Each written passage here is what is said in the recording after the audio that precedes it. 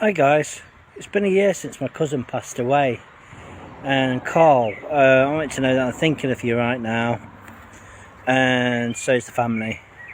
And I know it's not been easy for any of your other family members either, or any of us in that particular matter. But Carl, he was a lad's lad. He went on many adventures.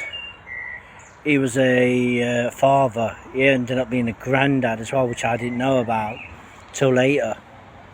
But just show off the area a bit. It's nice and peaceful here. But Carl, thinking of your brother, cousin, sort of thing. And I hope, you have found peace. And I hope, you're looking after those ones in life, like your grandma, your mum and dad. And just in general, just being true to yourself. I know, Carl, you had a hard life. You did get many breaks in life sometimes. But you are generally missed. And in life, it is short. Things do happen. And I hope we can all learn from this. That life is short. Carl was my age. He was born in 1979, passed away in 2021. He was just a little bit older than me. And yeah, Karl Dyer, class act. You had your moments, like we all have, but it doesn't everybody. But Carl, you're a good guy. I just want you to know that. I know I'm making a vlog right now, but those who cared about Carl, who've come across Carl in the past, I know he had his ups and downs, his lefts and rights, his ups and downs, etc, etc. But yeah, Carl, I hope you find peace.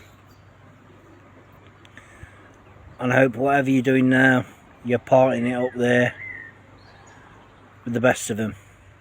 And looking after your mum and dad, looking after grandma. Karl Dyer, you're one in a million. We miss you, bud. And a year on, still thinking about you. So take care, my brother. Take care.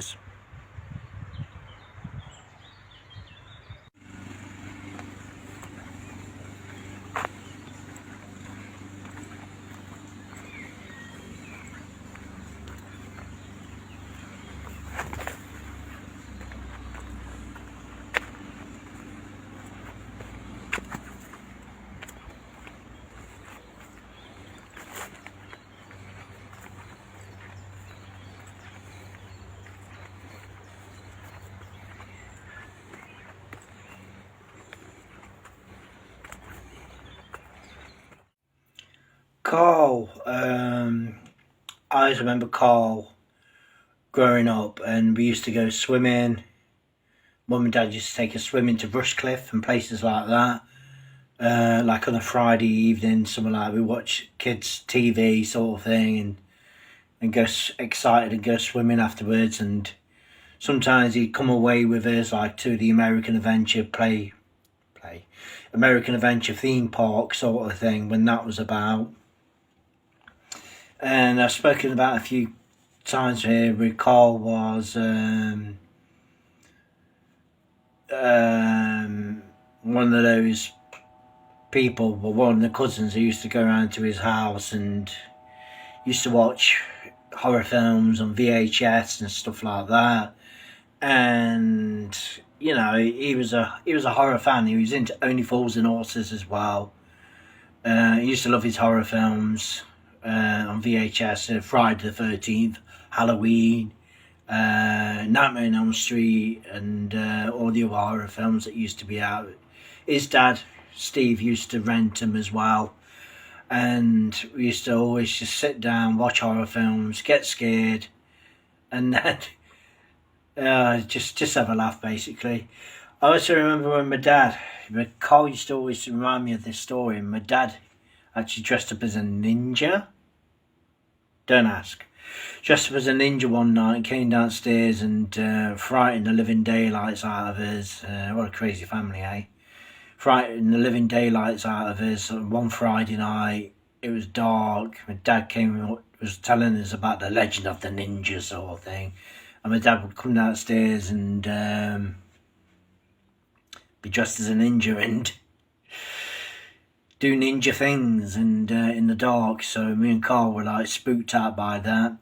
I also remember me and Carl, we stayed up one night as well where we'd watch, with my parents and sisters, watch Amityville 2 The Possession. And that was an interesting watch because that film was quite scary. And I still quite find that film quite eerie to this day. Amityville 2 The Possession. The sequel to the Amityville House of Horror sort of thing. Amityville Horror. And fast forward a bit, Carl over the years, he got his own flat at one point and moved out and kind of lost contact that way. Saw Carl over the years sort of thing, and I like to remember the fond memories of Carl. And just to say, there were some fun times growing up, there's some good memories, and just some fun times. I remember when we went away to Skeg in 2007. There was like a snake there on Fantasy Island Market or whatever it was called, and he had a picture of him with the snake around his neck sort of thing. And that was quite nice moment sort of thing. So, I mean, I didn't have my picture taken with the snake, but he did. So he wasn't afraid of snakes.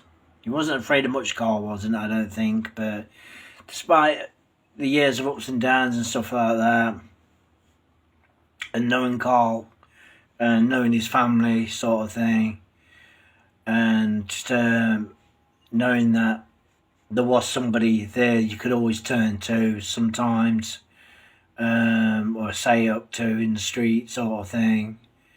And yeah, just Godspeed, my friend, Godspeed. Thanks, Carl. Thanks for the memories. It is really appreciated.